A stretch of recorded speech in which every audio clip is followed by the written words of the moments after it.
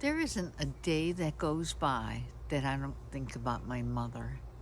She passed on a couple of years ago, and every day I think about her. Hi, I'm JT, and this is my corner. You know, she was 94 when she passed, and we talked every day on the phone. I went to visit her 2, 3, 4 times a week. She lived about 45 minutes from me, but I would drive out and I would pick her up, something for lunch if it was my day off, or, we'd eat dinner together. And she cooked, she cleaned, she did everything all by herself. She was 94. And the only thing she couldn't do because she had a dislocated shoulder was dye her hair. And so I would go out, and take care of her, clean her house, dye her hair, and we would sit out on the patio and talk about everything. She was so sharp. Both my mom and dad were pretty smart. Didn't finish grade school. Well, my mom didn't finish grade school, and my dad didn't finish high school, but he spoke 7 languages, and they were just so smart.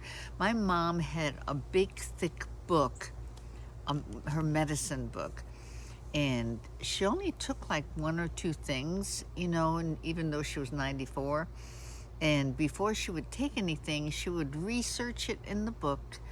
She would research it just everywhere that she could, talk to people about it, and she ended up not taking a whole lot. I mean, I think blood pressure medicine was the only thing that she really was taking. So the reason I'm thinking of her today is I went to the doctor and I haven't been feeling good. And so she says, well, let me give you this medicine that you can try for a couple days and see how you feel. I said, okay. So when I went to pick up the medicine, it has 4 pages of side effects. So I'm sitting here thinking, maybe I don't feel so bad, because some of these side effects are like death, hives, vomiting, liver function. Well, exactly. I think I'm going to go hit up some more vitamin C and see if I don't feel any better.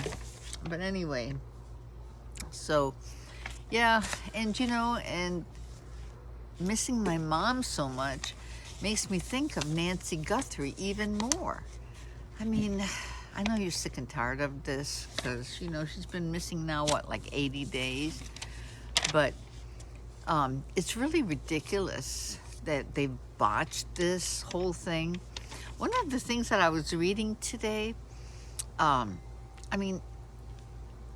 yes, she's missing, but it could be, didn't have to be like this. I can point the finger at nanos, but it didn't have to be like this. Really, it didn't. So I was reading this thing, I forget where I was reading it, but it said that on February 7th, that satellite detected the heat. That's when they were flying around trying to find what do you call it, a wave or a sound or something, for her pacemaker.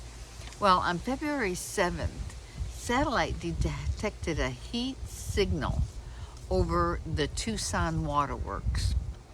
And it's just so funny that when I was reading that, because it also reminded me of this psychic, well, actually 2 psychics on TikTok that said that she was in water, and they drew a map of how to get there, and it was the Tucson waterworks. The problem with this whole thing is that you cannot go into private property. It's fenced off. But why would there be a signal inside the waterworks? That's where their tubes are, and drainage systems, and they process the water, for the city. kind of suspect, don't you think? Anyway, and the other new thing now is that there's this guy named Martis, forgive me if I got it wrong, but Martis D. Jaquelin. Not Jaquelin, like, okay. It reminded me of that movie, Jaquelin.